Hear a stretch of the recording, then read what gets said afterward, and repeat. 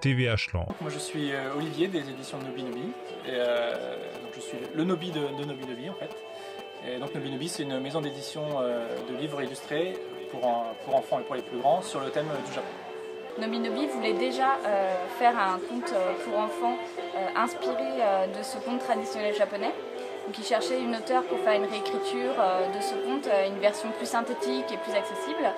Donc j'ai fait un test avec eux et mon travail ça a vraiment été de travailler sur le texte original pour le réécrire et le faire correspondre au format qu'ils voulaient et au public qu'ils souhaitaient, tout en respectant en fait l'essence du conte traditionnel. Mon travail se concentrait sur comment mettre en avant l'histoire à travers mes dessins. Dans chaque scène importante, je devais me poser des questions comme le cadrage ou comment mettre en scène l'illustration. Par exemple, faire un zoom sur le visage ou détailler la scène globalement. Alors la princesse au bol enchanté, c'était dans l'idée de continuer à faire connaître et à explorer l'univers fantastique japonais et traditionnel.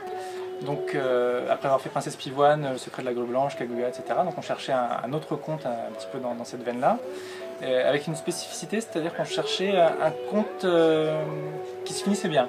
C'est vrai que les contes japonais ont tendance à être très mélancoliques, très jolis, mais très mélancoliques sur leur fin.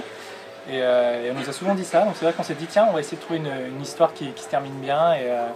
Et on a trouvé l'histoire de Hachikazuki, qu'on a traduit par La princesse au bol enchanté. Et voilà, ça fait cet album lumineux, plein de couleurs et très positif. Bonjour, je m'appelle Aileen. Je suis connue sous le pseudo Ainli. Je suis illustratrice pour les éditions Nobi Nobi. Nous avons déjà publié 2 ouvrages. Je viens de Taïwan et j'adore dessiner. Enfin, vraiment, je trouve que déjà elle est très jeune, donc je suis vraiment admirative. Elle est autodidacte, ce qui est quand même pas rien. Et elle a un style magnifique. Les couleurs sont très chaudes, très vivantes. Je trouve qu'elle a vraiment donné... que c'était très difficile de partir sur cette idée du conte avec ce bol sur la tête, qui est quand même pas une idée très attractive à la base, voilà, pour un néophyte ou même moi-même quand j'ai découvert le thème, je me suis dit que là il y avait un challenge pour rendre ça quand même assez attractif et poétique. Et je trouve qu'elle a vraiment réussi avec brio à insuffler toute la poésie sur un thème qui était quand même pas évident. Nobi Nobi avait une idée précise de ce qu'il voulait.